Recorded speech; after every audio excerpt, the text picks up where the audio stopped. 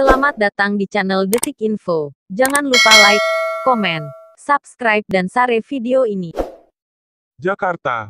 Dilansir dari kompas.com, di masa tua di mana saat orang tak lagi bisa bekerja dengan baik, dana pensiun adalah sangat dibutuhkan untuk menunjang kebutuhan hidup.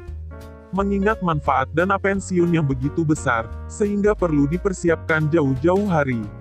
Pengertian dana pensiun dikutip dari keterangan resmi Otoritas Jasa Keuangan (OJK). Dana pensiun adalah badan hukum yang mengelola dan menjalankan program manfaat pensiun, termasuk dana pensiun yang menyelenggarakan seluruh atau sebagian usahanya dengan prinsip syariah. Fungsi dana pensiun adalah memberikan jaminan di usia pensiun atau saat usia tak lagi produktif untuk bekerja. Peserta dana pensiun dapat memperoleh hak berupa manfaat pensiun yang besarnya bergantung pada besarnya iuran, masa kerja, serta hasil pengembangkan dana tersebut. Jenis dana pensiun. Berikut jenis dana pensiun. Dana pensiun pemberi kerja, DPPK, adalah dana pensiun yang dibentuk oleh orang atau badan yang mempekerjakan karyawan, selaku pendiri, untuk menyelenggarakan program pensiun manfaat pasti atau program pensiun iuran pasti, bagi kepentingan sebagian atau seluruh karyawannya sebagai peserta, dan yang menimbulkan kewajiban terhadap pemberi kerja. Dana pensiun lembaga keuangan, DPLK, adalah dana pensiun yang dibentuk oleh bank atau perusahaan asuransi jiwa untuk menyelenggarakan program pensiun iuran pasti bagi perorangan, baik karyawan maupun pekerja mandiri yang terpisah dari dana pensiun pemberi kerja bagi karyawan bank atau perusahaan asuransi jiwa yang bersangkutan.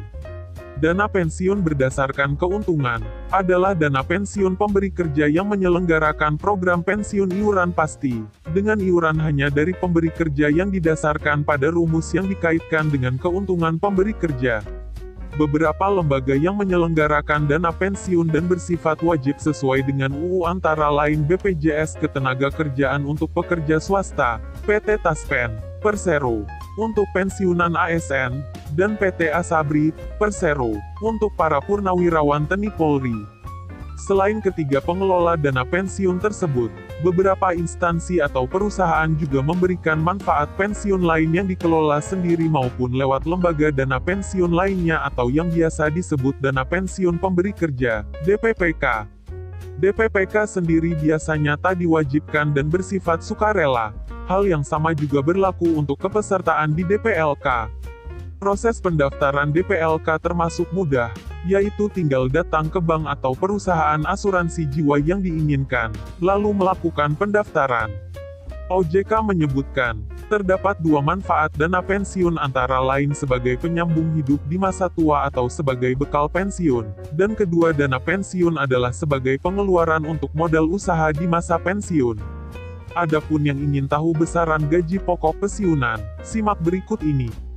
Berikut daftar besaran gaji pokok yang diterima oleh pensiunan PNS pada setiap golongan. 1. PNS golongan 1 antara Rp1.560.800 sampai Rp2.014.900. 2.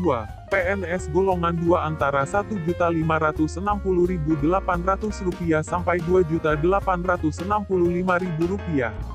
3. PNS golongan 3 antara Rp1.560.800 sampai Rp3.597.800. 4. PNS golongan 4 antara Rp1.560.800 sampai Rp4.425.900. Besaran penetapan pensiunan pokok janda atau duda PNS. Sementara itu, daftar penetapan pensiunan pokok pensiunan janda atau duda PNS sebagai berikut. 1. Pensiunan janda atau duda PNS golongan 1 yaitu Rp1.170.600. 2. Pensiunan janda atau duda PNS golongan 2 antara Rp1.170.600 sampai Rp1.375.200. 3. Pensiunan janda atau duda PNS golongan 3 antara Rp1.170.600 sampai Rp1.727.000.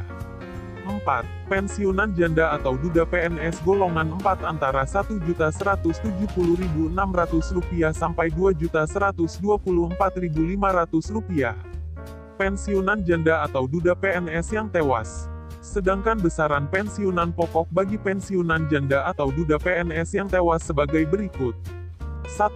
Pensiunan janda atau duda PNS yang tewas golongan 1 antara Rp1.560.800 sampai Rp1.934.800.